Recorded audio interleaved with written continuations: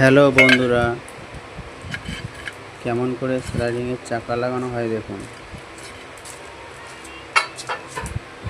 প্রথমে আমি এইচগে সাইজ মতো কেটে নিয়েছিলাম।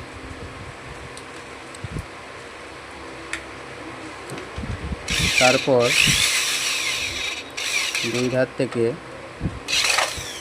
1 ইঞ্চি 6 সুতা বা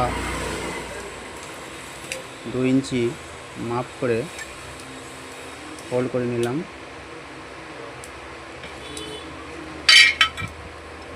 আমি হোল করার আগে ছক করে নিয়েছিলাম, কারণ গ্লাস লাগানোর সময় যেমন না কোনো অসুবিধা হয়।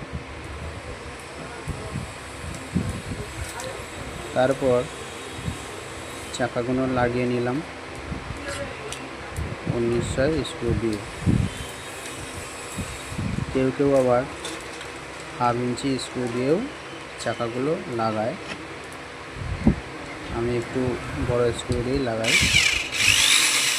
বন্ধুরা, ভিডিওটা কেমন লাগলো জানাবেন কমেন্ট বক্সে।